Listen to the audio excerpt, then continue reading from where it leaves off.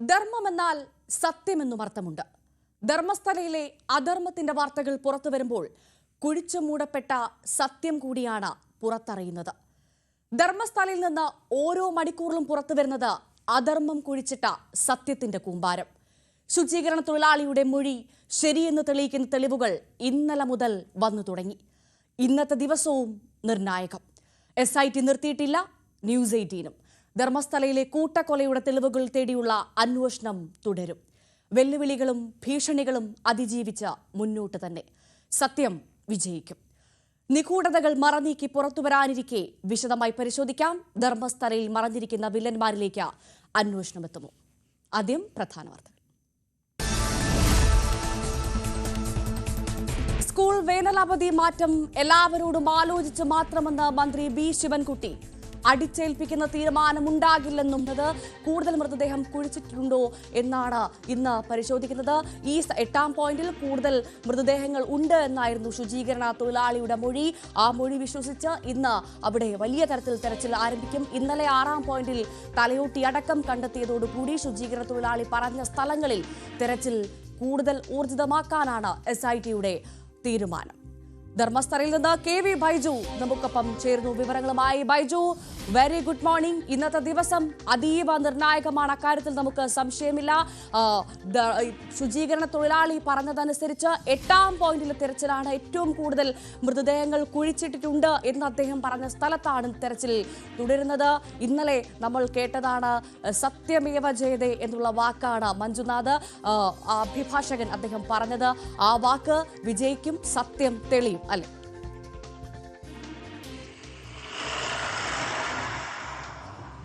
തീർച്ചയായും ഭവ്യ, ഞാനിപ്പോൾ നിൽക്കുന്നത് വളരെ പ്രധാനപ്പെട്ട ആ സ്ഥലത്താണ്. അതായത് നേത്രാവതി പുഴയുടെ തീരത്ത് വനമേഖലയോട് ചേർന്ന് റോഡിന് സമീപത്തായ സ്ഥലത്ത്. നമുക്ക് ആ ദൃശ്യങ്ങളിലേക്ക് തന്നെ പോകാം. ഇതാണ് 8-ാം പോയിന്റ്. മാർക്ക് ചെയ്ത ദൃശ്യം നമുക്ക് കൃത്യമായി ഇവിടെ നിന്നും കാണാം. ഭവ്യ, ഈ വനങ്ങൾ നിറഞ്ഞ പ്രദേശമാണെങ്കിലും ഇത് റോഡിനോട് ചേർന്ന് നിൽക്കുന്ന പ്രദേശമാണ്. ഇന്നത്തെ ഈ പരിശോധന നിർണായകമാകുമെന്ന് ആണ്. പ്രധാനമായും ഇവിടെ ഒരുപാട് മൃതദേഹങ്ങൾ ഇത്തരത്തിൽ കുഴിച്ചിട്ടുണ്ടെന്ന ഒരു മൊഴി ഇദ്ദേഹം നൽകിയിട്ടുണ്ട്. ഇതാണ് 8-ാം പോയിന്റ്. കൃത്യമായി നമുക്കിപ്പോൾ പ്രേക്ഷകർക്കായി കാണാം. ഇവിടെയാണ് ഒരുപാട് മൃതദേഹങ്ങൾ ഇത്തരത്തിൽ കുഴിച്ചിട്ടിട്ടുണ്ടെന്ന് ഇദ്ദേഹം വെളിപ്പെടുത്തിയ സ്ഥലം. ഇവിടെ വലിയ തോതിൽ നിർമ്മാണമൊന്നും നടക്കാത്തതുകൊണ്ട് വർഷങ്ങൾക്ക് മുൻപ് എങ്ങനെയാണോ ഉണ്ടായിരുന്നത് അതേ അവസ്ഥ തന്നെ ഇപ്പോഴുമുണ്ട്. അതുകൊണ്ട് തന്നെ ഇവിടെ നിന്നും കൂടുതൽ മൃതദേഹങ്ങൾ കിട്ടാൻ സാധ്യതയുണ്ട്. ഇതാണ് 8 എന്ന് പറയുന്ന സ്ഥലം. ഇനിയിപ്പോൾ നമുക്ക് ദൃശ്യങ്ങൾ കൃത്യമായി നോക്കിയാൽ റോഡിൽ നിന്നും ഇത്ര ദൂരം മാത്രമേ ഇതുള്ളൂ. അതായത് ഒരു കണ്ണകലത്താണ് ഈ സ്ഥലമുള്ളത്. ഇവിടെ നമുക്കിപ്പോൾ ഈ ദൃശ്യങ്ങൾ കാണാം. ഈ റോഡിലൂടെ വാഹനങ്ങളിൽ ഇത്തരത്തിൽ മൃതദേഹം എത്തിച്ച് ഇയാൾക്ക് കൈമാറുകയും ഇയാൾ അത് ഈ താഴ്ഭാഗത്തേക്ക് നടന്ന് ഇവിടെ ഇത്തരത്തിൽ കുഴിച്ചിട്ടു. ഇതാണ് മൊഴി. ഇതിന് തൊട്ട് സമീപത്ത് ഒരു 500 മീറ്റർ മാറിയാണ് ഇന്നലെ മൃതദേഹം ലഭിച്ച സ്ഥലം. ഇന്നലെ മൃതദേഹ അവശിഷ്ടം ലഭിച്ച സ്ഥലം, അതായത് ഒരു അസ്ഥികൂടവും അതോടൊപ്പം ഒരു തലയോട്ടിയും ലഭിച്ച സ്ഥലം. അതായത് ഇവിടെ നിന്നും 500 മീറ്റർ മാത്രം മാറിയാണ് ആ സ്ഥലമുള്ളത്. ഇനിയിപ്പോൾ നമുക്ക് കുറച്ചുകൂടി മുന്നോട്ട് പോയാൽ പോയിന്റ് 8 മുതൽ 9, 10, 11 പോയിന്റ് ഇവിടെ നിന്ന് മുന്നോട്ടാണ്. ഇപ്പോൾ പോലീസ് ഉണ്ട്, വലിയ സുരക്ഷ ഇവിടെ ഉണ്ട്. ഈ 24 മണിക്കൂറും ആയുധധാരികളായ പോലീസ് കാവലുണ്ട്. ഇതിലെ കൂടിയാണ് ഇത് താഴോട്ട് പോകുന്ന വഴി. പക്ഷേ അവിടെ ആരെയും കടത്തിവിടുന്നില്ല. ഈ ഏതെങ്കിലും തരത്തിൽ തെളിവ് നശിപ്പിക്കാൻ സാധ്യതയുള്ളതുകൊണ്ട് തന്നെ ഇവിടെ കനത്ത പോലീസ് കാവലാണ് ഏർപ്പെടുത്തിയിട്ടുള്ളത്. ഇപ്പോൾ നമുക്ക് ദൃശ്യങ്ങളിൽ കാണുന്നത് ഇതിന് തൊട്ട് മുൻവശമായി 9 മുതൽ 11 വരെയുള്ള ആ സ്ഥലങ്ങളാണ്. അത് ഇതിന് തൊട്ട് സമീപത്താണ്. നമുക്ക് അതുകൂടെ ദൃശ്യങ്ങൾ കാണാൻ പറ്റും. ഇത് റോഡാണ്. റോഡിന് മറുവശമുള്ളത് കൃത്യമായ വനമേഖലയാണ്. ഇതിനകത്തായിരുന്നു 1 മുതൽ 5 വരെ ഉള്ള പോയിന്റുകൾ, 5, 6 വരെയുള്ള പോയിന്റുകൾ. ആ 6-ൽ നിന്നാണ് നിർണായകമായ വിവരങ്ങൾ ഇത്തരത്തിൽ SITക്ക് ലഭിച്ചത്. ഇന്നലെ ഇതിന്റെ സാക്ഷിയുടെ മൊഴി അത് ബലപ്പെടുത്തുന്ന രീതിയിലുള്ള നിർണായക തെളിവുകൾ ലഭിച്ചത്. എന്തായാലും ഇന്നത്തെ പരിശോധന നേരത്തെ ഭവ്യ സൂചിപ്പിച്ചതുപോലെ തന്നെ അതീവ നിർണായകമാണ്. കാരണം കൂടുതൽ മൃതദേഹങ്ങൾ കുഴിച്ചിട്ടിട്ടുണ്ടെന്ന് പറയുന്ന സാക്ഷി മൊഴി നൽകിയ സ്ഥലങ്ങളാണ് ഇന്ന് പരിശോധന നടക്കേണ്ടത്. ഞാൻ ഇപ്പോൾ നിൽക്കുന്നതിന് പിറകിലായി ഏകദേശം 4 പോയിന്റ് ഈ ഭാഗത്ത് തന്നെയാണ്. അടുത്തടുത്താണ്. 500 മീറ്റർ മാത്രമാണ് ദൂരമുള്ളത്. ആദ്യത്തെ പോയിന്റ് 8-ലാണ്. ഇന്ന് 7-ഉം 8-ഉമാണ് ഇന്ന് പരിശോധന നടത്തുക. 7-ൽ ഇന്നലെ ചെറിയ തോതിലുള്ള പരിശോധന നടത്തി. 6:30-ക്ക് ഇന്നലെ നിർത്തിവെച്ച പരിശോധന 7-ൽ പരിശോധന നടത്താനുണ്ട്. അതിനോടൊപ്പം 8-ൽ ഇന്ന് തന്നെ പരിശോധന നടക്കും. അത് തന്നെയാണ് കാത്തിരിക്കുന്നത്. എന്താണ് അവിടെ നിന്ന് ലഭിക്കുന്ന ഇത്തരത്തിലുള്ള ശരീരാവശിഷ്ടങ്ങൾ, എത്ര ശരീരാവശിഷ്ടങ്ങൾ അവിടെ കുഴിച്ചിട്ടുണ്ട്, അതെല്ലാം പുറത്തു വരുമ്പോൾ അത് വളരെ നിർണായകമാണ് ഈ കേസിനെ സംബന്ധിച്ചിടത്തോളം. പ്രത്യേകിച്ച് അനന്യ ഭട്ടിന്റെ നമുക്കറിയാം, നമ്മൾ ഏറ്റവും കൂടുതൽ റിപ്പോർട്ട് ചെയ്തതാണ്, ചർച്ച ചെയ്തതാണ്. അവരുടെ അമ്മ സുജാത ഭട്ട് ഇപ്പോഴും കാത്തിരിക്കുന്നുണ്ട് മകളുടെ ഒരു അസ്ഥിയെങ്കിലും ലഭിക്കാൻ, അന്ത്യകർമ്മം ചെയ്യാൻ.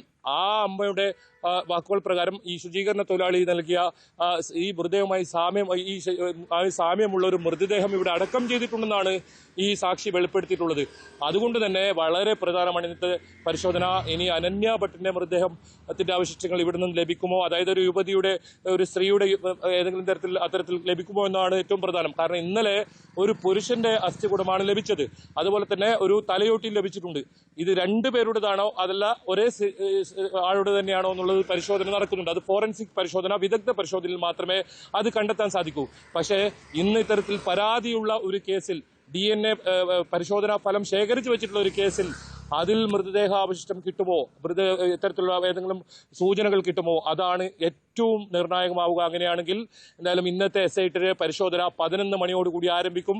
ശുചീകരണ തൊഴിലാളിയെയും കൊണ്ട് അതീവ സുരക്ഷാ സംവിധാനത്തോടുകൂടി ഇവിടെ എത്തും. ഇവിടെ എത്തിയതിനു ശേഷം ഞാൻ നേരത്തെ ദൃശ്യങ്ങളിൽ കാണിച്ച താഴോട്ടുള്ള വഴിയിലേക്ക് പോയി അവിടെ ആദ്യം 7-ഉം 8-ഉം 7-ൽ ഇന്നലെ പരിശോധന പകുതി പരിശോധന നടത്തിയെങ്കിലും ഇരുട്ട വീണതുകൊണ്ട് 6:30യോടുകൂടി നിർത്തുന്ന സാഹചര്യമാണ് ഉണ്ടായത്. ഇന്ന് കാലാവസ്ഥ അനുകൂലമാണ്, മഴ മാറി നിൽക്കുന്നു. എന്തായാലും ഇന്ന് JCB ഉൾപ്പെടെ പറഞ്ഞതുപോലെ തന്നെ 8-ാം പോയിന്റ് അത് അതീവ നിർണായകമാണ്. കാര്യത്തിൽ സംശയമില്ല. കാരണം അദ്ദേഹം തന്നെ, തൊഴിലാളി തന്നെ, ശുചീകരണ തൊഴിലാളി തന്നെ, ഏകസാക്ഷി തന്നെ പറയുന്നു 8-ാം പോയിന്റിലാണ് കൂടുതൽ മൃതദേഹങ്ങൾ താൻ കുഴിച്ചിട്ടതെന്ന്. സ്വാഭാവികമായും അതുകൊണ്ട് തന്നെ അതീവ നിർണായകമാണ്. ഇന്ന് ആ മണ്ണിൽ നിന്ന് എന്തൊക്കെ നിർണായകമായ വിവരങ്ങൾ ലഭിക്കുമെന്ന് അറിയാൻ നമ്മളും ആകാംക്ഷയോടുകൂടി കാത്തിരിക്കുകയാണ്. ഏറ്റവും പ്രധാനമായി SITയുടെ അന്വേഷണം അത് വളരെ വേഗത്തിൽ പുരോഗമിക്കുന്ന കാര്യത്തിൽ സംശയമില്ല. ഇന്ന് DIG അടക്കം അങ്ങോട്ട് എത്തുന്നുണ്ടല്ലേ അന്വേഷണ പുരോഗതി വിലയിരുത്താൻ?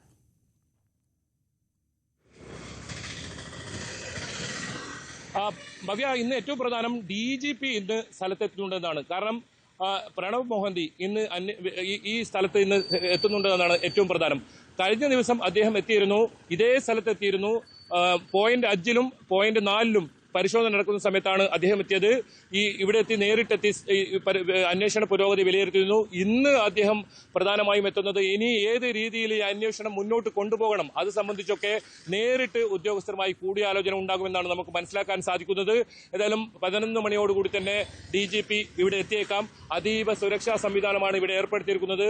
കൂടുതൽ അർദ്ധ സൈനിക വിഭാഗങ്ങളെ ഇവിടെ നിയോഗിച്ചിട്ടുണ്ട്. ഒരുപക്ഷെ മാധ്യമങ്ങൾക്ക് നിയന്ത്രണം ഉണ്ടാകില്ല എന്നാണ് കരുതുന്നത്.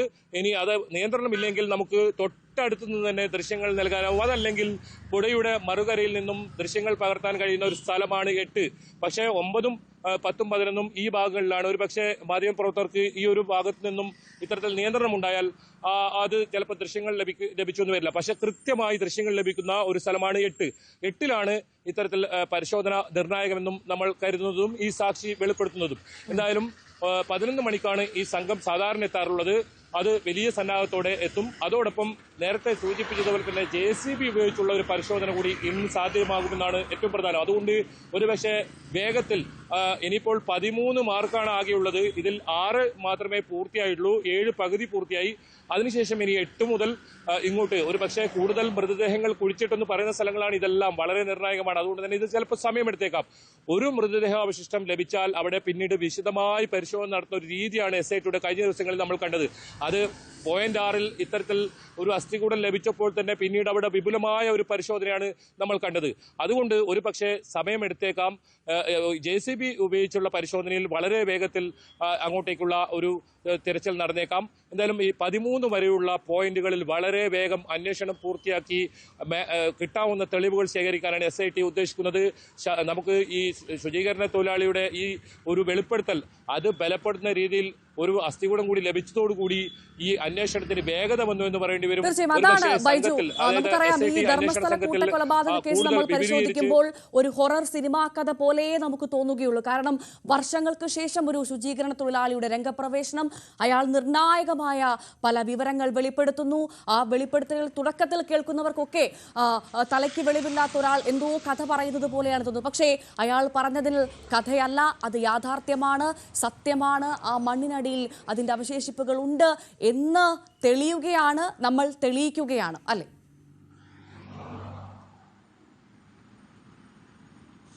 ഭവ്യ, തീർച്ചയായും അത് തന്നെയാണ് ഇന്നലെ നമ്മൾ കണ്ടത്. കാരണം ആ വെളിപ്പെടുത്തൽ ഫലപ്പെടുത്തുന്ന രീതിയിൽ അദ്ദേഹം ചൂണ്ടിക്കാട്ടിയ അതേ സ്ഥലത്ത് നിന്നാണ് മൃതദേഹാവശിഷ്ടം കിട്ടിയത്. അതുകൊണ്ട് തന്നെ ഇനി വരുന്ന പോയിന്റുകൾ വളരെ നിർണായകമാണ്. SITയെ സംബന്ധിച്ചിടത്തോളം തുടക്കം മുതൽ തന്നെ ആദ്യം SIT ഇയാളെ 15 മണിക്കൂറോളം വിശദമായി മൊഴി രേഖപ്പെടുത്തുന്ന സാഹചര്യമാണ് ഉണ്ടായത്.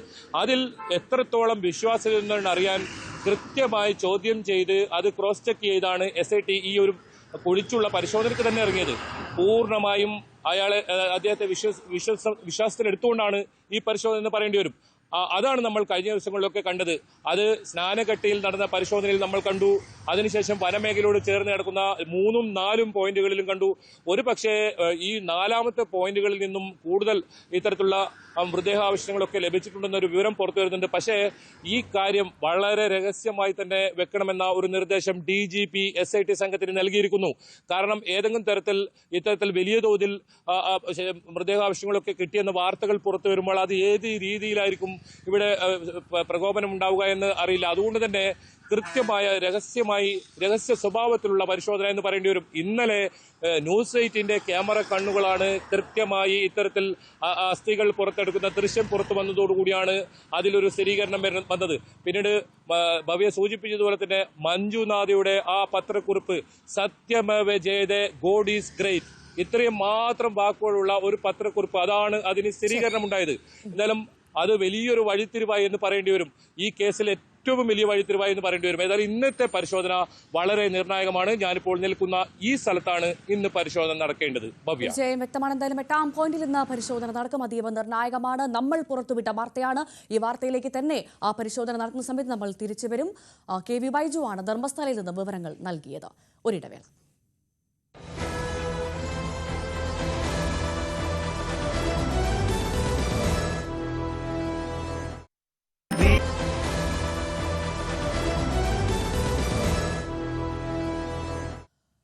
ന്യൂസ് 18 പുറത്തു കൊണ്ടുവരുന്ന ഒരു വളരെ പ്രധാനപ്പെട്ട വാർത്തയിലേക്കാണ് നമ്മൾ ഇനി കടക്കുന്നത്. ആലപ്പുഴ ചേർത്തലയിൽ അറസ്റ്റിലായ സെബാസ്റ്റ്യനെതിരെ ഐഷ തിരോധാന കേസിൽ നിർണായക വെളിപ്പെടുത്തൽ. കാണാതായ ഐഷയും സെബാസ്റ്റ്യനും തമ്മിൽ അടുത്ത ബന്ധമുണ്ടായിരുന്നതായി സെബാസ്റ്റ്യന്റെ പെൺ സുഹൃത്തായിരുന്ന ചേർത്തല വാരനാട് സ്വദേശി റോസമ്മ ന്യൂസ് 18നോട് വെളിപ്പെടുത്തി. വസ്തുവിന്റെ ആധാരം രജിസ്റ്റർ ചെയ്യാനിരുന്നതിന്റെ തലേ ദിവസം ഐഷയെ കാണാതാകുമ്പോൾ സ്ഥലം വാങ്ങാൻ വായ്പയെടുത്ത പണം ഉൾപ്പെടെ സെബാസ്റ്റ്യന്റെ കൈവശമുണ്ടായിരുന്നു. കാണാതായ ദിവസവും പിന്നീടും ഐഷയുടെ ഫോണിൽ നിന്നും തനിക്ക് കോൾ വന്നിരുന്നുവെന്നും എന്നാൽ ഫോൺ എടുക്കുമ്പോൾ മിണ്ടാറില്ലെന്നും റോസമ്മ പറഞ്ഞു. ബിന്ദു പത്മനാഭൻ, ജൈനമ്മ തിരോധാന കേസുകളിൽ സമാനമായ കോളുകൾ ബന്ധുക്കൾക്ക് ലഭിച്ചതിനാൽ ഐഷയെ സെബാസ്റ്റ്യൻ വകവരുത്തിയതാകാമെന്ന് റോസമ്മ ഉറച്ചു വിശ്വസിക്കുന്നുണ്ട്. കേസിൽ പോലീസിന് ഗുരുതര വീഴ്ചയുണ്ടായതായും റോസമ്മ ആരോപിച്ചു. പള്ളിപ്പുറത്ത് മൃതദേഹാവശിഷ്ടങ്ങൾ കണ്ടെത്തിയ സംഭവവുമായി ബന്ധപ്പെട്ട സെബാസ്റ്റ്യനും ഒപ്പം തന്നെ ഇവിടെ നിന്ന് കാണാതായ ഐഷ എന്ന സ്ത്രീയെ സംബന്ധിച്ച ചില നിർണായക വിവരങ്ങളാണ് ഇപ്പോൾ ന്യൂസ് 18 ലഭ്യമായിട്ടുള്ളത്. നമ്മളിപ്പോൾ ഉള്ളത് ശാസ്താംകവലയിലാണ്. അവിടെയുള്ള റോസമ്മ എന്ന വ്യക്തിയാണ് നമ്മളോട് ഈ വിവരങ്ങൾ പങ്കുവയ്ക്കുന്നത്. ഐഷയെ അറിയുമായിരുന്നു? അറിയാം. സെബാസ്റ്റ്യനെയും അറിയാം. എങ്ങനെയായിരുന്നു നിങ്ങൾ എല്ലാവരും തമ്മിലൊരു പരിചയം? എല്ലാവരെയും കാണുന്നോ മിണ്ടുന്നല്ലാതെ അങ്ങനെ പ്രത്യേകിച്ച് അവരുമായിട്ട് വലിയ കാര്യങ്ങളൊന്നുമില്ല. പിന്നെ ഐഷ എന്നെ പോലെ തന്നെ അവിടെ ഒറ്റയ്ക്ക് താമസിക്കുന്ന ആളായിരുന്നു. എനിക്കും ഒരു സഹായിയായിരുന്നു. ഐഷയ്ക്ക് ഞാനും ഒരു സഹായിയായിട്ട് ഞങ്ങൾ പരസ്പര സഹായത്തിൽ അയൽവക്കംകാരായതുകൊണ്ട് അങ്ങനെ ജീവിച്ചു പോയി എന്നേ ഉള്ളൂ. അല്ലാതെ വ്യക്തിപരമായ അവരുടെ കാര്യങ്ങളൊന്നും എനിക്കറിയത്തില്ല. ഇവിടെ വന്ന് താമസിക്കാൻ തുടങ്ങിയിട്ട് വളരെ കുറച്ച് നാളെ ആയുണ്ടായിരുന്നുള്ളൂ അല്ലേ? കാണാതാവുന്നതിന് ഏകദേശം എത്ര നാൾ മുമ്പ് ഇവിടെ താമസിച്ചു? എത്ര നാൾ ഇവിടെ ഉണ്ടായിരുന്നു? കൂടിയാലൊരു 3 മാസത്തിൽ കൂടുതലൊന്നും ഇല്ല. ഇവിടെ ഐഷ ഇവിടേക്ക് വരുമ്പോ ഞാനുമായിട്ട് ബന്ധപ്പെട്ടിട്ട് 3 മാസത്തിൽ കൂടുതലില്ല. പിന്നെ അവരിവിടെ ജനിച്ചു വളർന്നവരായിരുന്നു. അവരുടെ ആൾക്കാരൊക്കെ ഇവിടെ ഉണ്ട്. അതുമായിട്ട് എനിക്കൊരു ബന്ധമില്ല. ഞങ്ങൾ നിങ്ങളെ കൂടിയാൽ ഒരു 3 മാസത്തെ പരിചയമേ ഉള്ളൂ. എങ്ങനെയാണ് സെബാസ്റ്റിനുള്ള പരിചയം എങ്ങനെയാണ്? സെബാസ്റ്റ്യൻ ഇവിടെ സ്ഥലം നോക്കാൻ വന്നു, റിയൽ എസ്റ്റേറ്റായിട്ട് സ്ഥലം നോക്കാൻ വന്നു. അങ്ങനെ ഓരോ വർത്തമാനങ്ങളൊക്കെ പറഞ്ഞു. പുള്ളി ആൾക്കാരെ കൊണ്ടുവരാമെന്ന് പറഞ്ഞ് പറമ്പത് വെച്ചു, പക്ഷെ ആരും വന്നില്ല. അത് കഴിഞ്ഞിട്ടാണ് കല്യാണാലോചനയും കൊണ്ട് വന്നത്. ചേച്ചിയെ കല്യാണം ആലോചിക്കാനായി എത്തി. അത് കഴിഞ്ഞിട്ട് കല്യാണം ആലോചിച്ചപ്പോൾ ഈയുടെ പറച്ചിൽ നിന്നൊക്കെ പരസ്പര വിരുദ്ധം കണ്ടു. അതുകൊണ്ട് ഞാൻ സൂക്ഷ്മപരം അറിയാൻ തിരുനെല്ലപ്പള്ളിയിലെ അച്ഛനെ പോയി കണ്ടു. അച്ഛനിൽ നിന്ന് വിവരങ്ങളൊക്കെ അറിഞ്ഞു. അത് കഴിഞ്ഞ് പുള്ളി കല്യാണാലോചനയും കൊണ്ട് വന്നപ്പോൾ ഞാൻ എൻ്റെ വീട്ടിലറിയിക്കാം, എനിക്ക് 7 ആങ്ങളമാരുണ്ട്, ഞാൻ അവരെ വരുത്താം, വന്നിട്ട് അവരാലോചിച്ച് എങ്ങനെയാണെന്ന് വെച്ചാൽ തീരുമാനിക്കാമെന്ന് പറഞ്ഞു. അത് കാരണം പിന്നെ പുള്ളി പോയിട്ട് പിന്നെ ഈ വഴിക്ക് വന്നിട്ടില്ല. പിന്നെ ഞങ്ങളെ ബന്ധവുമില്ല. അതായത് സഹോദരങ്ങളെ ബന്ധം അറിയിക്കും, 7 ആങ്ങളമാരെ ബന്ധം അറിയിക്കും എന്ന് പറഞ്ഞതിന് ശേഷം അവരെ വിളിക്കാന്ന് പറഞ്ഞപ്പോൾ പിന്നെ സെബാസ്റ്റ്യൻ വന്നിട്ടില്ല. അപ്പോൾ എനിക്ക് ഇത്രയും ആൾക്കാരുണ്ട്, വരും, വന്നാൽ ഈയുടെ വെളച്ചിലൊന്നും നടക്കുകയില്ലെന്ന് അറിയാവുന്നതുകൊണ്ടായിരിക്കും പിന്നെ ഞാനുമായിട്ട് ബന്ധപ്പെടാൻ വന്നിട്ടില്ല. ഈ ഐഷയും സെബാസ്റ്റ്യനും ഒരുമിച്ചല്ലേ ആ സ്ഥലം വൃത്തിയാക്കാനൊക്കെ നിന്നിരുന്നത്? അതെ, അത് ഞാനിവിടെ ഇല്ലാഞ്ഞപ്പോഴാണ്. എന്തായിരുന്നു അന്നുണ്ടായത്? ഇല്ല, ഞാനിവിടെ ഇല്ലാഞ്ഞപ്പോൾ അവർ JCB വിളിച്ച് സ്ഥലം തെളിപ്പിച്ചു. മാവേന്ന് മാങ്ങയൊക്കെ പറിച്ചുകൊണ്ട് പോയി. ഐഷയും സെബാസ്റ്റ്യനും ഒരുമിച്ചുണ്ടായിരുന്നു അല്ലേ? ഉണ്ടായിരുന്നേ ഉള്ളൂ. അന്ന് ഈ റോസ്മി ചേച്ചിയുടെ സ്ഥലം തന്നെയായിരുന്നു അല്ലേ വൃത്തിയാക്കിച്ചത്? അതെ, എൻ്റെ പറമ്പായിരുന്നു. അതാ വിൽക്കണമെന്ന് പറഞ്ഞുകൊണ്ട് ആദ്യം ഇവിടെ വന്നത്, റിയൽ എസ്റ്റേറ്റാന്ന് പറഞ്ഞുകൊണ്ട് വന്നത്. പിന്നെ അത് വൃത്തിയാക്കിയതും മാങ്ങ പറിച്ചുകൊണ്ട് പോയതൊക്കെ അന്ന് 2 പേരും ഇവിടെ വയ്യോളം ഉണ്ടായിരുന്നെന്നാണ് മറ്റുള്ളവർ പറഞ്ഞറിഞ്ഞ്. ഐഷയോട് ചോദിച്ചിട്ടുണ്ടല്ലോ മാങ്ങ പറിച്ച കാര്യമൊക്കെ? ഐഷ ഉണ്ടായിരുന്നു പറഞ്ഞല്ലോ. പറഞ്ഞു. സെബാസ്റ്റ്യനും ഐഷയും തമ്മിൽ സൗഹൃദം ഉണ്ട്. ഉള്ളതുകൊണ്ടല്ലേ അത്രയും തൻ്റെ അടുത്തല്ലേ ചെയ്തേ. അവർ തങ്ങളുള്ള ലോഹ്യത്തിൻ്റെ കൂട്ടത്തിൽ അവർ വന്നു കാര്യങ്ങളൊക്കെ ഞാനിവിടെ ഇല്ലെന്ന് അറിഞ്ഞുകൊണ്ട് വന്ന് കയറി തെളിച്ചു, മാങ്ങായും പറിച്ചു, അവരുടെ സ്വന്തം പോലെ കൈകാര്യം ചെയ്തു പോയി. അപ്പം അവർ തങ്ങളിൽ അത്ര ഒരു സ്നേഹബന്ധം ഉണ്ടായിട്ടല്ലേ ചെയ്തേ. ഈ പണമിടപാടും ഐഷ കാണാതാകുന്നത് ഞായറാഴ്ചയാണ് അല്ലേ? അപ്പോൾ ആ ദിവസം വിളിച്ചിട്ടുള്ള ഒരാള് റോസ്മി ചേച്ചിനെ ഫോണിൽ വിളിച്ചിട്ടുണ്ട്. കോള് വന്നതേ ഉള്ളൂ, ഞങ്ങൾ മിണ്ടിയില്ലല്ലോ. എന്തുകൊണ്ടാണ് കോൾ എടുക്കാൻ പറ്റാതിരുന്നത്? ഐഷ എല്ലാവർക്കും വേറെ ആയിരിക്കും വിളിച്ചത്. ഐഷയുടെ ഫോണിൽ നിന്ന് വേറെ ആയിരിക്കും വിളിച്ചത്. ഐഷ ആയിരുന്നെ പറഞ്ഞേനെമായിരുന്നു, അല്ലെങ്കിൽ ഐഷയ്ക്ക് എന്നേലും പറയാൻ വേണ്ടിയിട്ടായിരിക്കും എന്നെ വിളിച്ചത്. എത്ര മിസ് കോൾ ഉണ്ടായിരുന്നു അന്ന് ഞാൻ വരുമ്പോൾ പള്ളിയിൽ നിന്ന് വരുമ്പോൾ 3 കോളുണ്ട്. തിരിച്ചു വിളിച്ചു ഐഷനെ? ഞാൻ തിരിച്ചു വിളിച്ചു. അന്നേരം തൊട്ടേക്ക് പ്രാവശ്യം വിളിച്ചിട്ട് എടുത്തില്ല. പിറ്റേ ദിവസവും വിളിച്ചു, അതിൻ്റെ പിറ്റേ ദിവസവും വിളിച്ചു. അങ്ങോട്ട് കോള് പോകുന്നുണ്ട്, പക്ഷെ എടുക്കുന്നില്ലായിരുന്നു. അതിനുശേഷം പിന്നീട് ഐഷയുടെ ഫോണിൽ നിന്ന് ഈ ഐഷയുടെ മിസ്സിംഗ് ആണെന്നുള്ള കേസ് രജിസ്റ്റർ ചെയ്തതിനു ശേഷവും ഐഷയുടെ ഫോണിൽ നിന്ന് കോള് വന്നിരുന്നുണ്ട് അല്ലേ? വല്ലപ്പോഴും ഒക്കെ വരുമായിരുന്നു. അത് ഞാൻ പോലീസ് സ്റ്റേഷനിൽ പറഞ്ഞിട്ടുമുണ്ട്. അപ്പൊ കോള് വന്നുകൊണ്ടിരിക്കുന്ന ഘട്ടത്തിൽ എങ്ങനെ മിസ് കോൾ ആയിട്ടാണോ അത് വരുന്നത്? ഐഷയുടെ ഫോണിൽ നിന്ന് കോള് വരും, ഞാൻ തിരിച്ചത് എടുത്തേച്ച് കല്ലുകല വെച്ചാൽ പിന്നെ മിണ്ടുകല. അപ്പം ഫോൺ അവിടെ അറ്റൻഡ് ചെയ്യുന്നുണ്ടോ? ഇല്ല. ഐഷ ജീവിച്ചിരിപ്പുണ്ട് എന്നുള്ളൊരു തോന്നൽ വരുത്തിക്കാൻ വേണ്ടിയാണോ വിളിച്ചതെന്ന് സംശയിക്കുന്നുണ്ടോ? അതെ, അവർ കൊണ്ടുപോയി ഐഷ എവിടെയാണോ അവരുടെ കസ്റ്റഡി ഫോണുണ്ട്, അവരുണ്ടെന്ന് അറിയിക്കാൻ എനിക്ക് കോള് വന്നുകൊണ്ടായിരുന്നേ. പക്ഷേ അങ്ങോട്ട് വിളിച്ചാലും എടുക്കത്തില്ല. ഈ സെബാസ്റ്റ്യനോട് വിവാഹാലോചന നടത്തി റോസ്മി ചേച്ചി കബളിപ്പിക്കാൻ ശ്രമിക്കുവാണെന്ന് റോസ്മി ചേച്ചിക്ക് മനസ്സിലായിരുന്നു അല്ലേ?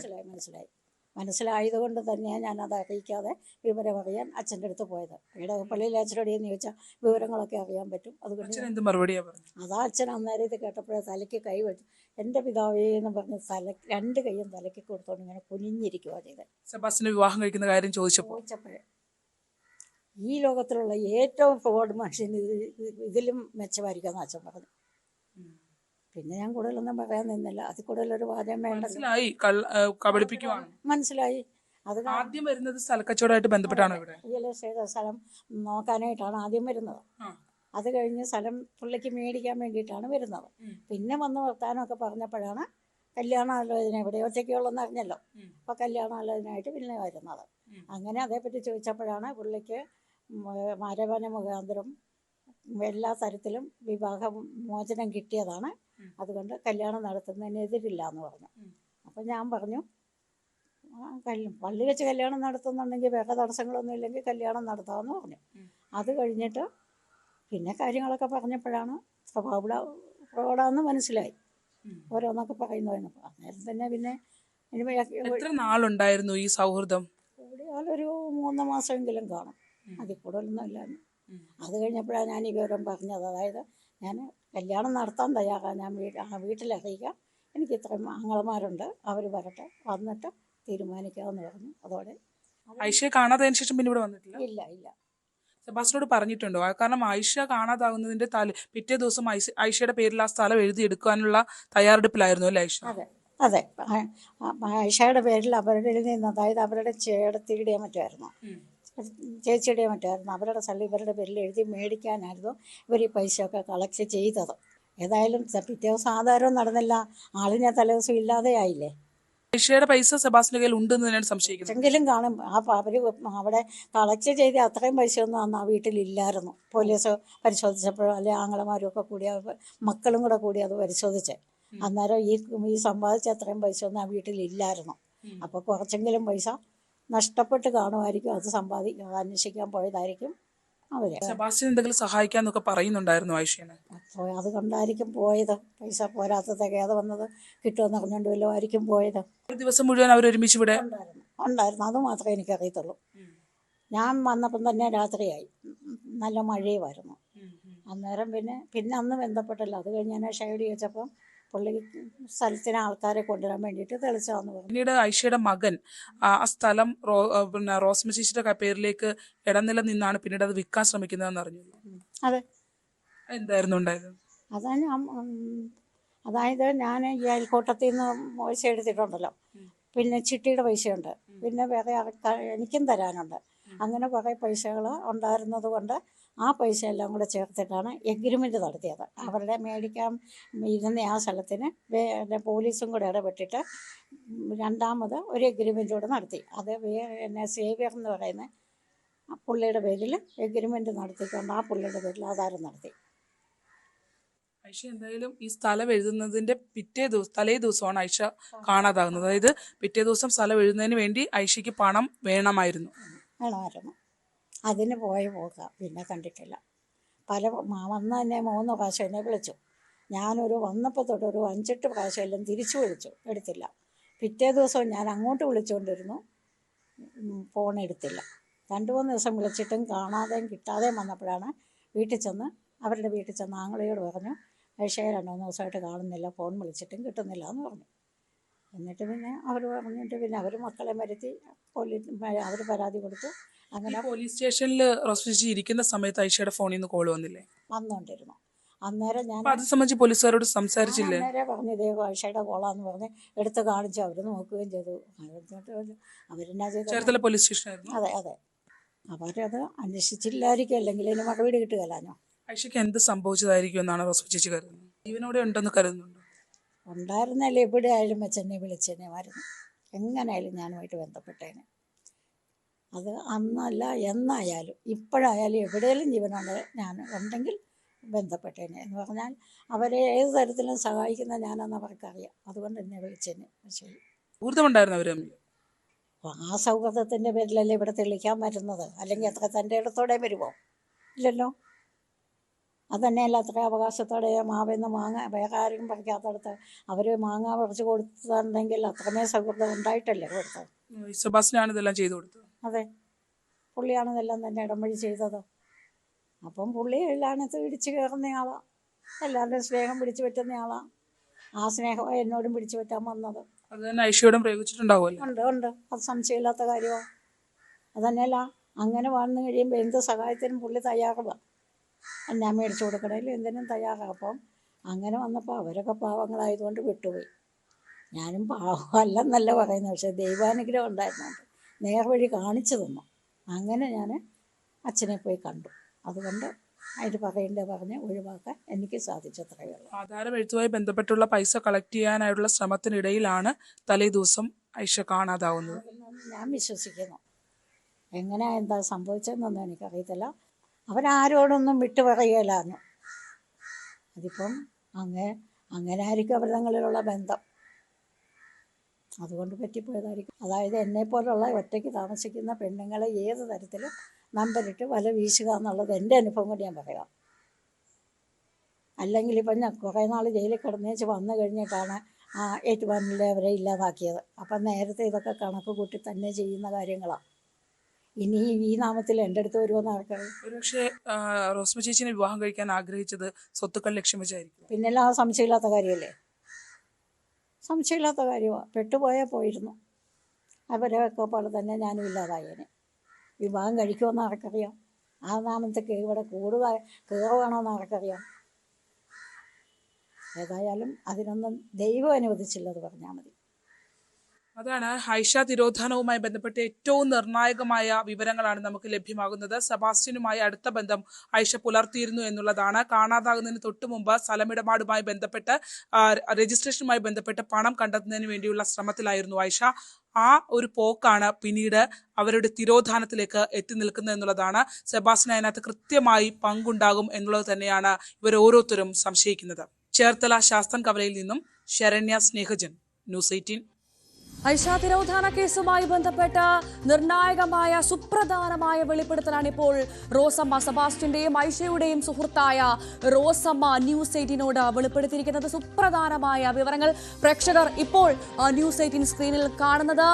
കാണാതായ 2012 മെയ് 11 മുതൽ കാണാതായ ഐഷയുടെ ചിത്രമാണ്. മറ്റൊരു മാധ്യമങ്ങളിലും പ്രേക്ഷകർക്ക് ചിത്രം കാണാൻ സാധിക്കില്ല. പോലീസിന് പോലും അന്വേഷിക്കുന്ന ചിത്രമാണ്. അതീവ നിർണായകമായ ചിത്രം. ഐഷയുടെ കാണാതായ 2012 കാണാതായ ഐഷയുടെ ചിത്രമാണ് ഇപ്പോൾ ന്യൂസ് 18 പുറത്തുവിടുന്നത്. ഈ ഐഷയാണ് കാണാതായത്. ഐഷ എവിടെയെന്നുള്ള ചോദ്യം ചോദിക്കുന്നു. ഐഷ സെബാസ്റ്റ്യനാൽ കൊല്ലപ്പെട്ടിട്ടുണ്ടാകാമെന്ന് ഇപ്പോൾ റോസമ്മ ന്യൂസ് 18നോട് വെളിപ്പെടുത്തുന്നു. ഐഷയും സെബാസ്റ്റ്യനുമായുള്ള ബന്ധമാണ് റോസമ്മ ഇപ്പോൾ നമ്മളോട് വെളിപ്പെടുത്തിയത്. അതീവ നിർണായകമായ, അതീവ സുപ്രധാനമായ വാർത്തയാണ് ഇപ്പോൾ ന്യൂസ് 18 പ്രേക്ഷകർക്കായി പങ്കുവയ്ക്കുന്നത്.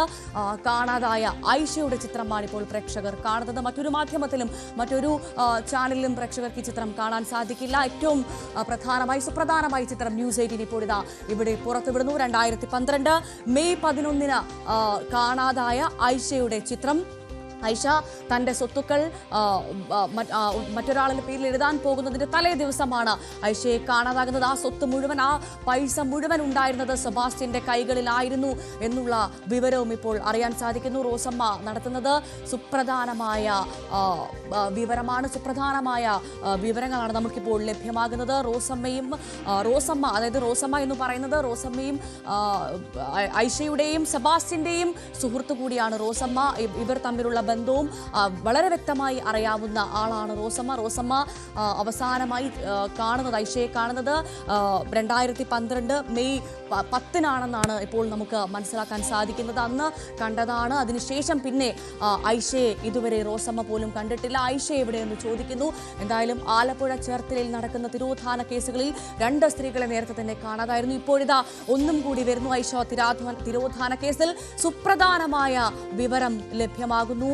ഐഷയെ കൊന്നിട്ടുണ്ടാകാമെന്നാണ് സുഹൃത്ത് റോസമ്മ ന്യൂസ് 18നോട് പറയുന്നത്. ശരണ്യ സ്നേഹജൻ ചേരുന്നു വിവരങ്ങളുമായി. ശരണ്യ, അതീവ സുപ്രധാനമായ വെളിപ്പെടുത്തലാണ് നമ്മളിപ്പോൾ പുറത്തുവിടുന്നത്. 2012 മെയ് 11 കാണാതായ ഐഷ. ഈ ഐഷ എവിടെ? അന്വേഷിച്ചില്ലേ പോലീസ്?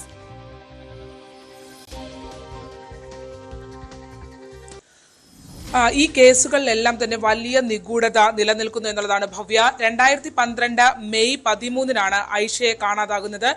അതിൽ തൊട്ടു മുൻപുള്ള ദിവസം വരെ ഐഷയ്ക്ക് എന്തു സംഭവിച്ചു എന്നുള്ളതാണ് ഇവരുടെ സുഹൃത്തായ, അതായത് സെബാസ്റ്റ്യന്റെയും ഐഷയുടെയും സുഹൃത്തായ റോസമ്മ നമ്മളോട് വ്യക്തമാക്കിയിട്ടുള്ളത്. ഇതിനകത്ത് ഏറ്റവും പ്രധാനപ്പെട്ട കാര്യമെന്ന് പറയുന്നത് സെബാസ്റ്റ്യൻ ഐഷയെ അപായപ്പെടുത്തിയിട്ടുണ്ട് എന്നുള്ള വാക്കുകൾ വരുന്നത് റോസമ്മയുടെ ഭാഗത്തു നിന്നാണ്. റോസമ്മ ഒരു കാലത്ത് സെബാസ്റ്റ്യന്റെ പെൺ സുഹൃത്തായിരുന്നു എന്നുള്ളത് ഏറ്റവും പ്രധാനപ്പെട്ട കാര്യമാണ്. അങ്ങനെ ഒരു സ്ത്രീയിൽ നിന്നാണ്, സെബാസ്റ്റ്യനുമായി വളരെ അടുത്ത ബന്ധമുണ്ടായിരുന്ന ഒരു സ്ത്രീയിൽ നിന്നാണ് ഇത്തരം ഒരു വെളിപ്പെടുത്തൽ നടന്നിട്ടുള്ളത്. ഐഷ താമസിക്കുന്ന വീടിന്റെ തൊട്ടടുത്തായാണ് റോസമ്മ താമസിക്കുന്നത്. റോസമ്മ വ്യക്തമാക്കുന്നത് സെബാസ്റ്റ്യനും ഐഷയും തമ്മിൽ അടുത്ത ബന്ധമുണ്ടായിരുന്നു എന്നുള്ളതാണ്. നമുക്കറിയാം, പള്ളിപ്പുറത്തെ സെബാസ്റ്റ്യന്റെ പുരയിടത്തിൽ നിന്നാണ് കഴിഞ്ഞ ദിവസം ക്രൈംബ്രാഞ്ച് മൃതദേഹാവശിഷ്ടങ്ങൾ കണ്ടെത്തിയത്. എല്ലുകൾ കൂട്ടിയിട്ട് കത്തിച്ച നിലയിലായിരുന്നു അവശിഷ്ടങ്ങൾ. ഇതുമായി ബന്ധപ്പെട്ടാണ് ഏറ്റുമാനൂരിൽ ജൈനമ്മ എന്ന സ്ത്രീ കാണാതാവുകയും അവരെ സെബാസ്റ്റ്യൻ കൊലപ്പെടുത്തിയതാകും എന്നുള്ള നിഗമനത്തിലേക്ക് അന്വേഷണ സംഘം എത്തുകയും ചെയ്തത്. പള്ളിപ്പുറത്തെ സെബാസ്റ്റ്യന്റെ വീട്ടിൽ നിന്നും ബ്ലഡ് സ്റ്റെയിൻസും കണ്ടെത്തിയിരുന്നു. പിന്നീടാണ് പഴയ സെബാസ്റ്റ്യനുമായി ബന്ധപ്പെട്ട കേസുകൾ ഉയർന്നു വരുന്നത്. ഏറ്റവും പ്രധാനമായ കേസ് ബിന്ദു പത്മനാഭൻ കേസായിരുന്നു. ബിന്ദു പത്മനാഭൻ എന്ന യുവതിയെ ചേർത്തലയിൽ നിന്നും കാണാതാവുന്ന ഒരു സംഭവം. കോടികളുടെ സ്വത്തുക്കളുടെ ഉടമയായിരുന്നു ബിന്ദു. പിന്നീട് ബിന്ദുവിന്റെ പേരിലുള്ള കോടികളുടെ സ്വത്തുക്കൾ സെബാസ്റ്റ്യന്റെ പേരിൽ ബിന്ദു തന്നെ എഴുതി നൽകിയ ഒരു പവർ ഓഫ് അറ്റോർണിയായി അവതരിപ്പിക്കപ്പെടുകയും ഈ സ്വത്തുക്കൾ മറ്റൊരാളുടെ പേരിൽ രജിസ്റ്റർ ചെയ്യപ്പെടുകയും ഈ വകയിൽ സെബാസ്റ്റ്യന് കോടികൾ ലഭിക്കുകയും ചെയ്യുന്നു. ബിന്ദു പത്മനാഭൻ കേസിന് ശേഷം, അതായത് 2006 ശേഷം ബിന്ദുവിനെ കാണാനില്ല എന്നൊരു നിഗമനത്തിലേക്ക് പോലീസ് എത്തുന്നു. ആ സംഭവത്തിന് ശേഷം പിന്നീട് സെബാസ്റ്റ്യൻ സമീപിച്ച സ്ത്രീ റോസമ്മയാണ് എന്നുള്ളതിൽ ഒരു തർക്കവുമില്ല. 2012 കാലയളവിലാണ് റോസമ്മയുടെ അടുത്തേക്ക് സെബാസ്റ്റ്യൻ എത്തുന്നത്. 2011 കാലയളവിലാണ് എത്തുന്നത്. പിന്നീട് ഇരുവരും തമ്മിൽ ബന്ധമുണ്ടായിരുന്നു. ആദ്യം ഇത്തരത്തിൽ ഇതെല്ലാം കൂടിയായിരുന്ന സെബാസ്റ്റ്യൻ അവിടെ എത്തുന്നത് തന്റെ താൻ സ്ഥലം വാങ്ങാനാണ് എന്നുള്ള നിലയിലാണ് റോസമ്മയെ സമീപിക്കുന്നത്. റോസമ്മയും ഒറ്റയ്ക്ക് താമസിക്കുന്ന സ്ത്രീയായിരുന്നു. ഭർത്താവ് മരിച്ചുപോയ ആളാണ്. മറ്റ് ആരും തന്നെ ആ വീട്ടിൽ ഉണ്ടായിരുന്നില്ല. റോസമ്മയെ ഇയാൾ ഓരോ കാര്യങ്ങൾ പറഞ്ഞ് റോസമ്മയുമായി സ്നേഹബന്ധം സ്ഥാപിക്കുന്നു. തുടർന്ന് അവിടേക്ക് എത്തിയ ആയിഷ, അതായത് റോസമ്മയുടെ വീടിന് തൊട്ടു പുറകിലാണ് ആയിഷ താമസിക്കുന്നത്. ആയിഷയുമായും ഇയാൾ സ്നേഹബന്ധം പുലർത്തിയിരുന്നു എന്നുള്ള കാര്യമാണ് വ്യക്തമാക്കുന്നത്. അത്തരത്തിൽ ഇവർ 3 പേരും കോമൺ സുഹൃത്തുക്കളായിരുന്നു. ആ ഘട്ടത്തിലാണ് ആയിഷ കാണാതാകുന്നത് എന്നുള്ളതാണ് ഏറ്റവും നിർണായകമായ വെളിപ്പെടുത്തൽ എന്ന് പറയുന്നത്. ആയിഷ സ്വന്തം പേരിലുള്ള 4 സെന്റ് ഭൂമി രജിസ്ട്രേഷൻ നടത്താൻ തിങ്കളാഴ്ച രജിസ്ട്രേഷൻ നടക്കാനിരിക്കെ മെയ് 12 ഞായറാഴ്ച ആയിഷയെ കാണാതാകുന്നു എന്നുള്ളതാണ്. അതായത് രജിസ്ട്രേഷന് വേണ്ടിയുള്ള തുക പൂർണ്ണമായി ആയിഷയുടെ കയ്യിൽ ഉണ്ടായിരുന്നില്ല. റിട്ടയർമെന്റിന് ശേഷമുള്ള തുകയും രജിസ്ട്രേഷനായി വായ്പ എടുത്ത് നൽകിയത് അടക്കമുള്ള തുക ഉണ്ടായിരുന്നു. അത് സെബാസ്റ്റ്യന് നൽകിയിരുന്നു എന്നുള്ള നിർണായക വെളിപ്പെടുത്തലാണ് റോസമ്മയുടെ ഭാഗത്ത് നിന്ന് ഉണ്ടായിട്ടുള്ളത്. ഈ തുക സെബാസ്റ്റ്യന്റെ കയ്യിൽ നിന്ന് വാങ്ങാനായി പോയ ആയിഷയാണ് പിന്നീട് എവിടെയാണെന്ന് ആർക്കും അറിയാത്ത രീതിയിൽ തിരോധാനത്തിലേക്ക് പോയത് എന്നുള്ള നിർണായക വിവരം കൂടി റോസമ്മ പങ്കുവയ്ക്കുന്നു. മറ്റൊന്ന്, ബിന്ദു പത്മനാഭൻ കേസിലും ജൈനമ്മ കേസിലും ഉണ്ടായ സെയിം മോഡസ് ആണ് ഇവിടെയും ഉണ്ടായിട്ടുള്ളത്. അതായത് ഈ ആയിഷ കാണാതായതിനു ശേഷം ആയിഷയുടെ ഫോണിൽ നിന്നും പോലീസ് തിരോധാന കേസ് എടുത്ത് രജിസ്റ്റർ ചെയ്തതിനു ശേഷവും ആയിഷയുടെ ഫോണിൽ നിന്നും ഈ റോസമ്മയ്ക്ക് കോളുകൾ വന്നുകൊണ്ടേയിരുന്നു എന്നുള്ളതാണ്. ഇടവിട്ടുള്ള കോളുകൾ ആയിഷയുടെ ഫോണിൽ നിന്നും ആയിഷയുടെ നമ്പറിൽ നിന്നും വിളിച്ചുകൊണ്ടേയിരുന്നു. കോളുകൾ അറ്റൻഡ് ചെയ്യുമ്പോൾ മിണ്ടാറുണ്ടായിരുന്നില്ല. അത് മാത്രമല്ല, തിരിച്ചു വിളിച്ചാൽ എടുത്താലും കോൾ അറ്റൻഡ് ചെയ്യുന്നതല്ലാതെ സംസാരം ഉണ്ടായിരുന്നില്ല എന്നുള്ളതാണ്. ഇതുപോലെ തന്നെ ബിന്ദു പത്മനാഭന്റെ ബന്ധുക്കളിലേക്കും കോളുകൾ വന്നിട്ടുണ്ട്. ജൈനമ്മയുടെ ഫോണിൽ നിന്നും കോളുകൾ വന്നിട്ടുണ്ട്. ജൈനമ്മയുടെ കേസിൽ പിടിക്കപ്പെടുന്നത് പോലും ഈ ഫോണുമായി ബന്ധപ്പെട്ട മിസ് കോളുമായി ബന്ധപ്പെട്ട് പോലീസ് നടത്തിയ പരിശോധനയിൽ ലഭിച്ച CCTV ദൃശ്യങ്ങളാണ്. എന്തായാലും സെബാസ്റ്റ്യൻ ഐഷ തിരോധനത്തിൽ മുഖ്യ പങ്ക് വഹിച്ചിട്ടുള്ള ആളാണെന്ന നിർണായക വെളിപ്പെടുത്തലാണ് നമുക്ക് തീർച്ചയായും ഐഷ തിരോധാന കേസിൽ പ്രതി സെബാസ്റ്റ്യന് പങ്കുണ്ട്, സെബാസ്റ്റ്യന്റെ കൈകൾ അതിന് പിന്നിലുണ്ട് എന്ന് തെളിവാക്കുന്ന വളരെ നിർണായകമായ വിവരങ്ങളാണ് ഇപ്പോൾ ന്യൂസ് 18 പുറത്തുവിട്ടിരിക്കുന്നത്. സെബാസ്റ്റ്യനും ഐഷയുമായി വളരെ അടുത്ത ബന്ധമുള്ള അവരുടെ അയൽവാസിയായ റോസമ്മ തന്നെയാണ് ഇപ്പോൾ ഈ നിർണായക വെളിപ്പെടുത്തൽ നമ്മളോട് നടത്തിയത്. റോസമ്മയുടെയും ഒപ്പം ഐഷയുടെയും അയൽവാസിയായ പ്രദേശവാസിയായ രൂപേഷ് നമുക്കൊപ്പം ചേരുന്നു, ന്യൂസ് 18 ചേരുന്നു. Rupesh, good morning. ഞാൻ മനസ്സിലാക്കുന്നത് 2012 മുതൽ കാണാതായ ഐഷയുടെയും ഇപ്പോൾ ഞങ്ങളോട് ന്യൂസ് 18 വളരെ നിർണായകമായ വെളിപ്പെടുത്തൽ നടത്തിയ റോസമ്മയുടെയും സമീപവാസിയാണ് താങ്കൾ എന്നാണ്. അതെ അതെ അതെ, ഞാൻ താമസിക്കുന്ന വാർഡിലാണ് ഈ സംഭവം നടന്നിട്ടുള്ളത്. ഈ ഐഷയെ താങ്കൾക്ക് വ്യക്തിപരമായി പരിചയമുണ്ടോ? ഹൈറുമ്മ എന്ന് നമ്മൾ കൊച്ചുനാൾ മുതൽ കേട്ടിട്ടുണ്ട്. പിന്നെ അവരുടെ ബന്ധുക്കളെയൊക്കെ എനിക്കറിയാം. ഈ പ്രദേശത്തൊക്കെ നമ്മൾ പോകുന്നതാണ്, പൊതുപ്രവർത്തനമായിട്ടൊക്കെ അവിടെയൊക്കെ പോകുന്നതാണ്. ഈ ഐഷ ഒറ്റയ്ക്കായിരുന്നു താമസം? ആയിഷ ഒറ്റക്കായിരുന്നു താമസം. ഒരു എറണാകുളത്തായിരുന്നു അവസാന ഘട്ടത്തിൽ വർക്ക് ചെയ്തിരുന്നത്. അതിനുശേഷം നമ്മുടെ അവിടെ വന്ന് സ്ഥിരതാമസമാക്കി. ഈ സാമ്പത്തികമായി ഒരുപാട് മെച്ചപ്പെട്ട ആളായിരുന്നു ഈ ആയിഷ? അത്യാവശ്യം ചുറ്റുപാടുകൾ ഉണ്ടായിരുന്നു. പെൻഷനാണ് അവസാന ഘട്ടത്തിൽ ഉണ്ടായിരുന്നത്. പിന്നെ അയൽക്കൂട്ടം അതുകൂട്ടുള്ള കുറച്ച് സ്ഥലങ്ങളിൽ ഒക്കെ വായ്പ എടുത്തിട്ടാണ് ഈ സ്ഥലം ഇടപാടിനായിട്ട് ആയിഷ ഇറങ്ങിയത്. ആ ഘട്ടത്തിലാണ് അവർ മിസ്സിംഗ് ആവുന്നത്.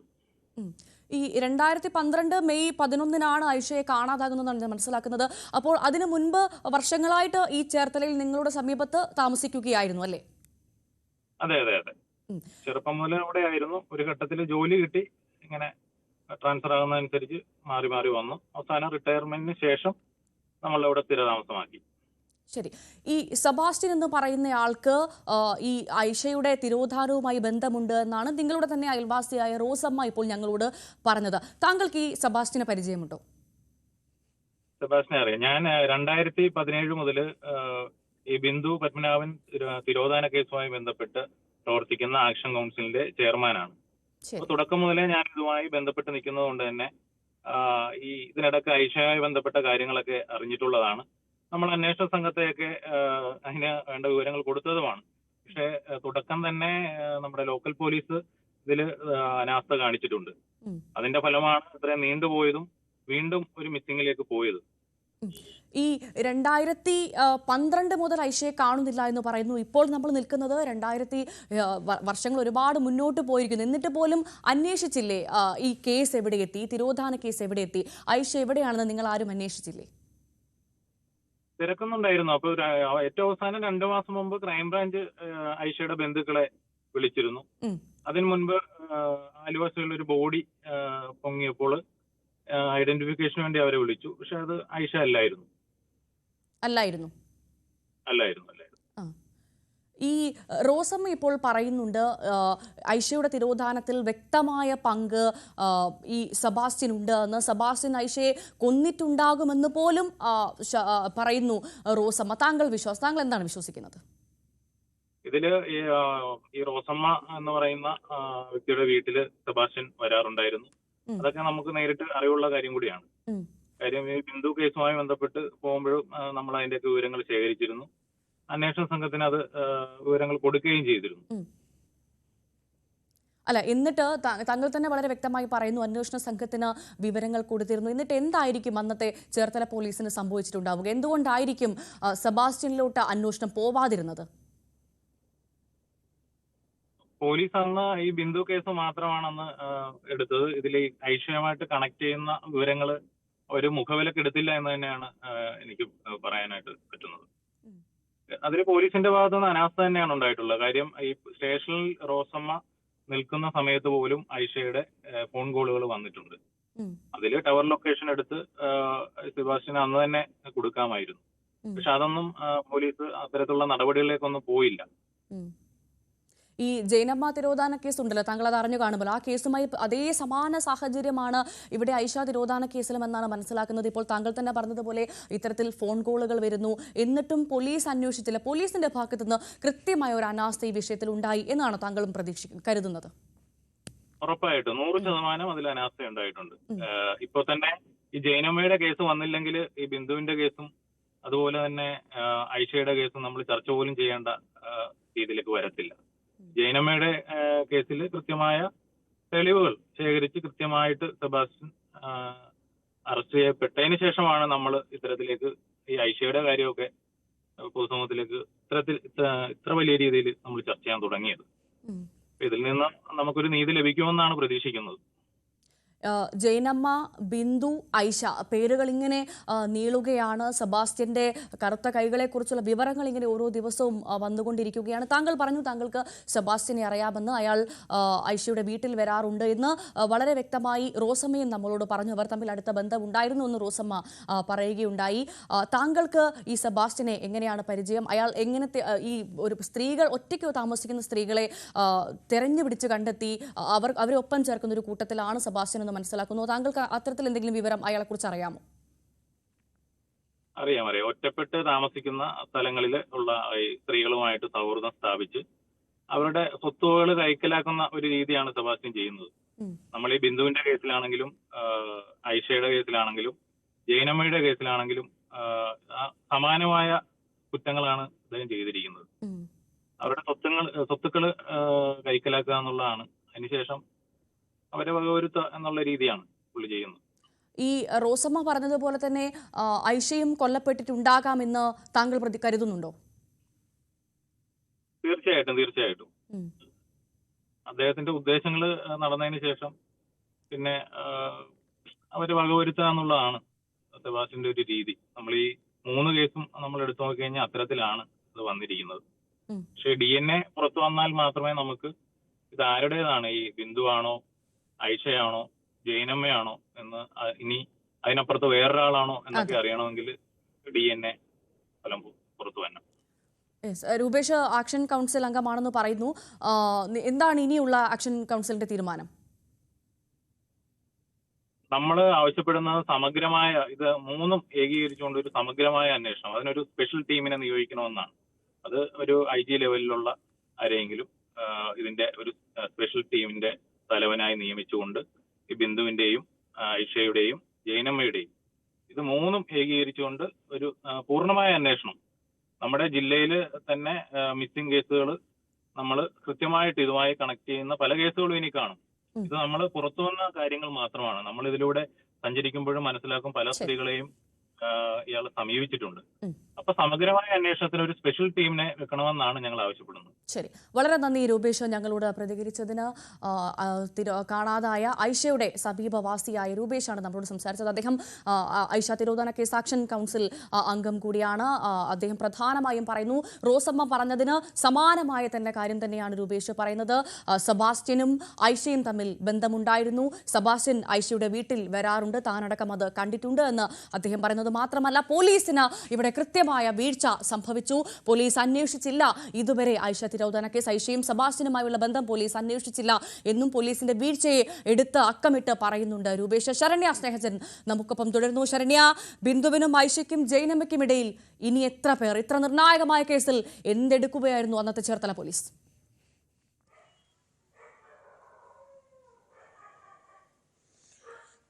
ഭവ്യ, ഇതിൽ വളരെ നിർണായകമായ വിവരങ്ങൾ, അതായത് സെബാസ്റ്റ്യൻ ഇനിയും മറ്റു സ്ത്രീകളെ സമീപിച്ചിരുന്നു എന്നുള്ളതിന്റെ നിർണായകമായ വിവരങ്ങൾ നമുക്ക് ലഭ്യമായിട്ടുണ്ട്. വരും ദിവസങ്ങളിലും അത്തരം കാര്യങ്ങൾ നമുക്ക് പുറത്തേക്ക് കൊണ്ടുവരാനാകുമെന്നുള്ള പ്രതീക്ഷ തന്നെയാണ്. എന്തായാലും ന്യൂസ് 18 ആ ഒരു ഈ സ്ത്രീകൾക്ക് എന്ത് സംഭവിച്ചു എന്നുള്ളതിനെ സംബന്ധിച്ച് ഒരു അന്വേഷണത്തിന്റെ പിന്നാലെ തന്നെയാണ് നമ്മളും ഉള്ളത്. ഈ കേസുമായി ബന്ധപ്പെട്ട് നിരവധി ആളുകളെ നമുക്ക് കാണാൻ കഴിഞ്ഞു. ഐഷയുടെ പുരയിടത്തിലേക്ക് നമ്മൾ പോയി. ഇന്നിപ്പോൾ അത് മറ്റൊരാൾക്ക് മറിച്ചു വിറ്റിട്ടുണ്ട്. ഈ സ്ഥലത്ത് നമ്മൾ ചെല്ലുമ്പോൾ 4 സെന്റ് ഭൂമിയാണ് ഐഷയ്ക്ക് അവിടെ ഉള്ളത്. ആ 4 സെന്റ് ഭൂമി സ്വന്തം ഒരു ബന്ധുവിൽ നിന്ന് തന്നെയാണ് ഐഷ വാങ്ങാൻ ശ്രമിച്ചിട്ടുള്ളത്. അവർക്ക് പണം മുഴുവനായി നൽകി രജിസ്ട്രേഷൻ നടത്തുന്നതിന്റെ തലേ ദിവസമാണ് ഐഷ മിസ്സിംഗ് ആവുന്നതെന്നുള്ളതാണ്. പിന്നീട് മറ്റു ചില ദുരൂഹതകൾ ഈ കേസിനകത്തുണ്ട്. റോസമ്മയുടെ വെളിപ്പെടുത്തൽ ആ കാര്യങ്ങൾ സ്ഥിരീകരിക്കുന്നുണ്ട്. അതായത് റോസമ്മ സ്വന്തം വീടിനോട് തൊട്ട റോഡിന്റെ എതിർവശത്തായി 40 സെന്റ് പുരയിടം കൂടി പുതുതായി വാങ്ങിയിട്ടുണ്ടായിരുന്നു. ഈ പുതുതായി വാങ്ങിയ പുരയിടത്തിൽ താൻ ഇല്ലാതിരുന്ന ദിവസം അവിടെ JCB കൊണ്ടുവന്ന് തന്റെ അനുവാദമില്ലാതെ തന്നെ സെബാസ്റ്റ്യൻ ആ പുരയിടം കിളച്ചു മറിച്ചു എന്നുള്ളതാണ് വ്യക്തമാക്കുന്നത്. മാത്രമല്ല അവിടെ ഉണ്ടായിരുന്ന മരക്കുറ്റികൾ അടക്കം വലിയ കുഴിയെടുത്ത് മാറ്റി എന്ന് പറയുന്നു. ആ സമയം നമ്മൾ മനസ്സിലാക്കേണ്ടതുണ്ട്, ബിന്ദു പത്മനാഭന്റെ തിരോധാനം നടന്നു കഴിഞ്ഞു എന്നുള്ളതാണ്. അപ്പോൾ സെബാസ്റ്റ്യൻ ഈ സ്ത്രീ റോസമ്മയും ഉപയോഗിക്കുകയായിരുന്നു എന്നുള്ളത് സംശയമുണ്ട്. ഈ സെബാസ്റ്റ്യനുമായി ബന്ധപ്പെട്ടുള്ള ഈ ആളുകളെ കാണാതായ സംഭവം ഒക്കെ അന്വേഷിക്കുമ്പോൾ ഈ പുരയിടം അടക്കമുള്ള ഇടങ്ങളുമൊക്കെ അതിൽ ശ്രദ്ധയിൽപ്പെടുന്നു എന്നുള്ളതാണ്. ഇത്തരം കാര്യങ്ങൾ അവർ നമ്മളോട് വ്യക്തമാക്കുന്നുണ്ട്. ഒരു ദിവസം മുഴുവൻ നീണ്ടു നിൽക്കുന്ന ഇടപെടലുകൾ ആ പുരയിടത്തിൽ നടത്തിയിട്ടുണ്ട് എന്നുള്ളതാണ്. പിന്നീട് ആ പുരയിടം വൃത്തിയാക്കുകയൊന്നും ചെയ്തിട്ടില്ല. അവിടെ ഒരു കോഴി ഫാം നടത്തിയിരുന്നതായി കാണിക്കുന്നുണ്ട്. പക്ഷെ അതിപ്പോൾ അടച്ചിട്ട അവസ്ഥയിലാണ് ഉള്ളത്. അത്തരം കാര്യങ്ങളൊക്കെ തന്നെ റോസമ്മ പറയുന്നുണ്ട്. എന്തിനാണ് അത് ചെയ്തതെന്ന് താൻ ചോദിച്ചു തിരിച്ചു വന്നപ്പോൾ എന്നുള്ളതാണ് വ്യക്തമാക്കുന്നത്. മാത്രമല്ല ഈ സെയിം രീതിയിൽ തന്നെ, അതായത് രൂപേഷ് പറഞ്ഞത് വളരെ പ്രധാനപ്പെട്ട കാര്യമാണ്. ഈ സ്ത്രീകളെ ഒക്കെ കാണാതാവുമ്പോൾ തന്നെ പോലീസ് സ്റ്റേഷനിൽ പരാതി വന്നിട്ടുണ്ട്. ഒരു കോൾ പോലീസ് സ്റ്റേഷനിൽ ഇരിക്കുമ്പോഴാണ് വന്നത് എന്നുള്ളത് വ്യക്തമാക്കുകയും ചെയ്യുന്നുണ്ട്. അതെ, എന്നിട്ട് എന്തുകൊണ്ട് അന്വേഷിക്കുന്നില്ല പോലീസ് എന്നുള്ള വളരെ പ്രധാനപ്പെട്ട ചോദ്യം നമ്മൾ ഉന്നയിക്കുന്നത്. ഐഷ തിരോധാന കേസിൽ അതീവ നിർണായകമായ വിവരമാണ് ന്യൂസ് 18 പുറത്തുവിട്ടുകൊണ്ടിരിക്കുന്നത്. ഇനിയും ഇത് തുടരും. ഏറ്റവും പ്രധാനപ്പെട്ട ഐഷയുടെ ദൃശ്യങ്ങളാണ് പ്രേക്ഷകർക്ക് ന്യൂസ് 18 പങ്കുവച്ചത്. ഇത് മറ്റൊരു മാധ്യമങ്ങളിൽ പ്രേക്ഷകർക്ക് കാണാൻ സാധിക്കില്ല. അത്രമാത്രം നിർണായകമായ വെളിപ്പെടുത്തലാണ് ഇപ്പോൾ റോസമ്മ ന്യൂസ് 18നോട് നടത്തിയത്. ശരണ്യ സ്നേഹജനാണ് വിവരങ്ങൾ നൽകിയത്. ഒരിടവേള.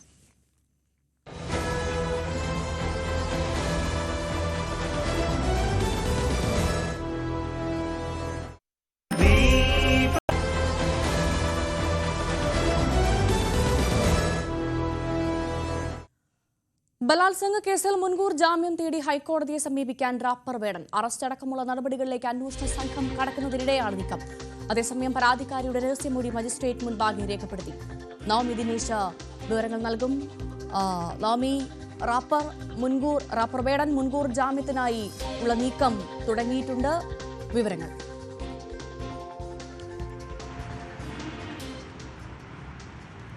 Bhavya, very good morning. അടുത്ത ഈ റാപ്പർ വേടനെതിരായിട്ടുള്ള ബലാത്സംഗ കേസിൽ അടുത്തതായി ഉറ്റുനോക്കുന്നത് വേടൻ എപ്പോഴായിരിക്കും മുൻകൂർ ജാമ്യം തേടി ഹൈക്കോടതിയെ സമീപിക്കുമെന്നതാണ്. കാരണം ഇന്നലെ തന്നെ പോലീസ് കൃത്യമായിട്ടുള്ള ഒരു സന്ദേശം ഇതിൽ നൽകിയിരുന്നു. കാരണം ഈ വേടൻ്റെ പെൺകുട്ടി നൽകിയ പരാതി, യുവ ഡോക്ടർ കൂടിയായിട്ടുള്ള പെൺകുട്ടി നൽകിയ പരാതിയിൽ പ്രകാരം കൃത്യമായിട്ടുള്ള തെളിവുകൾ വേടനെതിരെ ഹാജരാക്കുവാൻ, അതിൽ ഈ പ്രത്യേകിച്ച് ഈ സാമ്പത്തിക ഇടപാടുമായി ബന്ധപ്പെട്ട കാര്യങ്ങളിലടക്കം കൃത്യമായിട്ടുള്ള രേഖകൾ ഹാജരാക്കുവാനായി യുവതിക്ക് കഴിഞ്ഞിട്ടുണ്ട്. അങ്ങനെയാണെങ്കിൽ അടുത്ത ഘട്ടത്തിലേക്ക് ഈ വേടന്റെ അറസ്റ്റിലേക്ക് തന്നെയായിരിക്കും അന്വേഷണ സംഘം കടക്കുക. അത് തടയുന്നതിന് വേണ്ടി കോടതിയെ സമീപിക്കുക എന്നൊരു നീക്കത്തിലേക്ക് തന്നെയാണ് വേടൻ എത്തി നിൽക്കുന്നത്. അങ്ങനെയാണെങ്കിൽ ഇന്ന് രാവിലെയോടുകൂടി തന്നെ ഹൈക്കോടതിയെ സമീപിക്കുമെന്നാണ് അറിയുന്നത്. കാരണം അടുത്ത 2 ദിവസം അവധിയാണ്. ഇനിയും നീട്ടിക്കൊണ്ടു പോകാതെ എത്രയും വേഗം ഇതിലൊരു ജാമ്യം കിട്ടിയാൽ മാത്രമേ വേടന് ഈ അന്വേഷണവുമായി സഹകരിക്കാൻ കഴിയുകയുള്ളൂ. ഇല്ല എന്നുണ്ടെങ്കിൽ ഉറപ്പായും വേടന്റെ അറസ്റ്റിലേക്ക് തന്നെയായിരിക്കും അന്വേഷണ സംഘവും കടക്കുകയും ചെയ്യുക. ആ അടിസ്ഥാനത്തിൽ ഇനി എപ്പോഴായിരിക്കും മുൻകൂർ ജാമ്യത്തിനായി കോടതിയെ സമീപിക്കുക എന്നത് മാത്രം ഇനി അറിഞ്ഞാൽ മതിയാകും. അന്വേഷണ സംഘം എന്തായാലും ഈ കേസുമായി മുന്നോട്ട് തന്നെയാണ് പോകുന്നത്. ഇന്നലെ രാത്രിയോടുകൂടി യുവതിയുടെ രഹസ്യമൊഴി മജിസ്ട്രേറ്റിന് മുൻപിൽ രേഖപ്പെടുത്തുകയും ചെയ്തിട്ടുണ്ട്. ഈ മൊഴി ഇനി കോടതിയിൽ ഇത് പോലീസ് ആവശ്യപ്പെടും. കാരണം എന്തൊക്കെയാണ് പെൺകുട്ടി മൊഴിയിൽ പറഞ്ഞിരിക്കുന്നതെന്ന് കൃത്യമായിട്ട് കണ്ടെത്തേണ്ടതുണ്ട്. അതിന്റെ അടിസ്ഥാനത്തിലായിരിക്കും തെളിവ് ശേഖരണം അടക്കമുള്ള ഘട്ടങ്ങളിലേക്കും അന്വേഷണ സംഘം കടക്കുക. 2 പ്രധാനപ്പെട്ട കാര്യം, ഒന്ന്, ഈ വേടനുമായി സാമ്പത്തിക ഇടപാട് നടത്തിയിട്ടുണ്ടെന്ന് യുവതി പറയുന്നുണ്ട്. ഇതിലെ ചില തെളിവുകളടക്കം, അതായത് സാമ്പത്തിക ബാങ്ക് അക്കൗണ്ടിലെ വിവരങ്ങളടക്കം അന്വേഷണ സംഘത്തിന് കൈമാറിയിട്ടുണ്ട്. അതോടൊപ്പം തന്നെ ചില വാട്സപ്പ് ചാറ്റുകളും യുവതി അന്വേഷണ സംഘത്തിന് നൽകിയിട്ടുണ്ട് എന്നാണ് ലഭിക്കുന്ന വിവരം. അങ്ങനെയാണെങ്കിൽ അത് കൃത്യമായിട്ടുള്ള തെളിവുകളായി തന്നെ വേടനെതിരെ വരും ദിവസങ്ങളിലൊക്കെ അന്വേഷണ സംഘത്തെ സംബന്ധിച്ച് വലിയ കൃത്യമായിട്ടുള്ള തെളിവായി തന്നെ ഇത് മാറുകയും ചെയ്യുന്ന ഒരു സാഹചര്യമാണ്. ഒപ്പം മറ്റൊന്ന്, ചില ഈ വേടന്റെ തന്നെ സുഹൃത്തുക്കൾക്ക് ഈ റിലേഷൻഷിപ്പിനെ കുറിച്ച് അറിയാമെന്നും ഇവർ തമ്മിലുള്ളൊരു ലൈംഗിക ബന്ധത്തെക്കുറിച്ചും ഇവരുടെ റിലേഷൻഷിപ്പ് പിന്നീട് ഈ യുവതി കടന്നുപോയ സാഹചര്യം, ഡിപ്രഷൻ അടക്കമുള്ള കാര്യങ്ങളെക്കുറിച്ചൊക്കെ വേടന്റെ ചില സുഹൃത്തുക്കൾ കൂടിയായ റാപ്പർമാർക്ക് അറിയാമെന്ന് കൂടി യുവതി മൊഴി നൽകിയിട്ടുണ്ട്. അങ്ങനെയാണെങ്കിൽ അവരെയും വിശദമായി ബലാത്സംഗ കേസിൽ മുൻകൂർ ജാമ്യം തേടി ഹൈക്കോടതിയെ സമീപിക്കാൻ ഒരുങ്ങുകയാണ് റാപ്പർ വേടൻ എന്നുള്ള വിവരമാണിപ്പോൾ പുറത്തുവരുന്നത്. നവമി ദിനേശാണ് വിവരങ്ങൾ നൽകിയത്. 9 മണി വാർത്തയുടെ സമയം പൂർണ്ണമാവുകയാണ്. ഇടവേളയ്ക്ക് ശേഷം ന്യൂസ് ട്രെൻഡ്സ് കാണാം. മഞ്ജുഷ് ഗോപാൽ ചേരും. നമസ്കാരം.